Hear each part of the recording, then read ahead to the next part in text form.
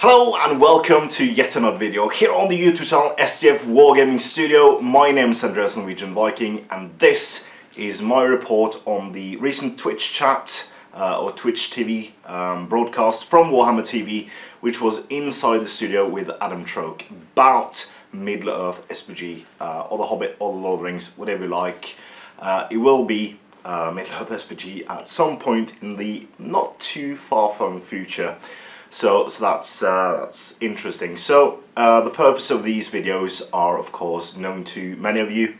The Twitch TV, everyone can watch it while it airs live, but if you want to go back and watch it, you have to be subscribed to the Warhammer TV on Twitch, which costs you about £5 a month, or $5, I can never remember.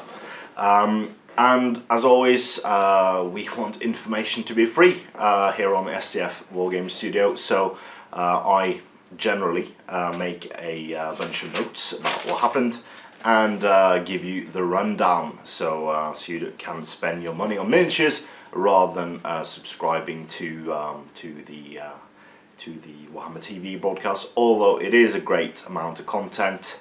And great content at that. Not everyone can afford it, and it's a shame that not everyone can hear about the cool things. So let's just jump right into it. It was quite a haul of information this time around, so I'll get right to it. So first of all, Adam had a really ugly Christmas jumper on. Yeah, nice jumper, Adam. I wouldn't be caught dead in that personally, but yeah, it looked festive. So the Christmas spirit is strong with it. I think Andrew Cox put up a post on the Great British Hobbit League with a picture of Adam in his Christmas jumper and called him the spirit of Christmas future. A common squabble in the studio, not this studio, but the Forge World studio, is who's who of the Hobbits. Adam generally gets tagged as the Frodo of the group. I would be interested in seeing who Sam is in that group. So Irex, if you are watching, do tell me in the comments below, who is Jay among the group. So yeah, they talked, and I think this was great, they talked about how to get your start in Middle-earth SPG or The Hobbit or whatever. And basically showed you what products you needed rules-wise to get to where you need to be. And I think many people watches the Twitch TV broadcasts, either live or I think about 400 people watch it live, but many people watch it afterwards, and I do think this is great to inform people what they need for the supplements. Right, so we do get down and dirty with battle companies. They showed the book, not everything. As soon as I get my hands on the book, I will do a review of it. But he says, quite interestingly, that battle companies is a hint of the future, but I do think this is more in line with the Middle-earth logo, that this ties in both Hobbit and Lord of the Rings, and not just a hint of it contains rules that will be used in the future edition of the game. I think it's backwards compatible with the future of the game. He didn't specify that, but I do believe releasing a new supplement to use in your games or battle companies so close to the release of the new rulebook. We are most definitely less than 6 months out of this new book. Would be counterproductive. Adam then tells us don't read ahead in the battle company's narrative campaign because there are a bunch of cool things happening, and there is apparently a narrative structure where different outcomes can influence your warband. So he divulges some details on that in the narrative campaign. In the first scenario, one member of your company has been arrested. And one thing that happened to his company was that after the events of the first game, he got a drunkard from Lake Town joining his warband, taking up a slot in his warband. Bear in mind, you can have maximum regularly I do think armies like the Shire or Moray Goblins can have more than 15 people in their warband, 15 models, but that's the regular, so he took up a space in his warband.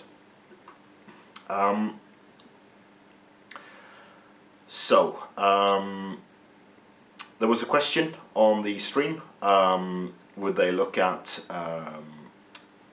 revisiting the Mines of Moria box set or the like with accompanying scenarios. So this was something they told us they would happily look at in the future, but when is unknown. The regular question of old models, here is a quote. We are going to have some models be to return, and he signed something for something old to return soon. Every model will not return, but every profile in the game will have a model eventually, either new or old. Right, there was a question about doing more conversion kits. The Gundabad conversion pack is doing really well, according to Adam. And he stated that if they started doing a new conversion pack now, we wouldn't see a new one for several months. So this tells me that they are not currently working on one, but they might very soon. A couple of rules for the Iron Hills and Shire battle companies was divulged. The army special rule for the Iron Hills is that they reroll ones to wound against Orcs, Goblins and Uruk-hai. Shire battle companies get to reroll all courage tests. They're doing also a map campaign in the studio. Again, not this studio, but their studio, the Forge Hall studio. With the Lord of the Rings, where they will have battle companies fight to reclaim territories and stuff like that. And if this is successful in-house, they will maybe include this in a future White Dwarf at some point. There will be a battle companies with spiders in White Dwarf at some point, and Numenor will be in battle companies. But not in the core rulebook, there will be a White Dwarf release. So, on to the big stuff.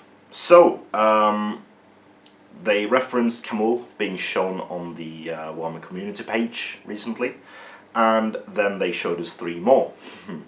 So, they showed us 3 Nazgul, which will be available in the beginning of January, and on the knock on wood, the Forge Hall Open Day. They were made by Keith Robertson, and they showed the Witch King, the Dark Headsman, and a Slayer of Men. They had all static poses. The reason for this is when you get all 9, they will each have the pose that they have when the 9 are assembled and surround the Witch King, the Necromancer. I personally, what I could see, because there was supposed to be a picture but they had some technical difficulties, from what I could see they look really cool. Adam's favourite was the Dark Headsman. You really like that model, and I can see why. And interestingly, it looks very similarly to the one that was made by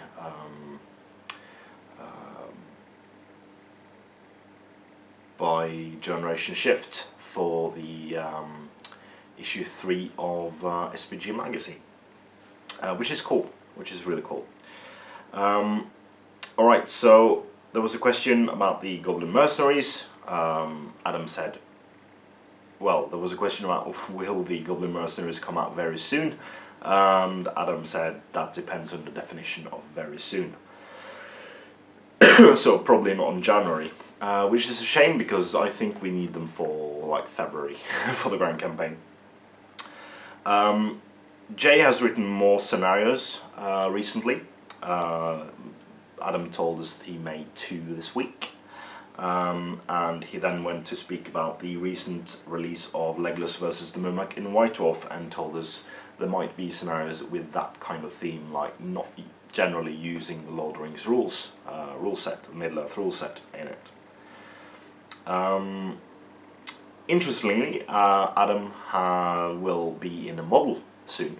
Well, not him, but his likeness will be used for a model coming out pretty soon, an all-up ganger for Necromunda, which I find is very cool. So congratulations. Yeah, Articon gets a plug. Really cool to see that in every episode they do of Inside the Studio with Adam Troke. Articon and the rest of the community gets mentioned. Nova was mentioned as well. Rotterdam White Scar's got a plug. Generally very cool stuff that the community gets kudos for what we do inside the community, which I find very endearing and cool. There was a comment on Radagast's rabbits versus the wargs, and inside that was a very interesting comment.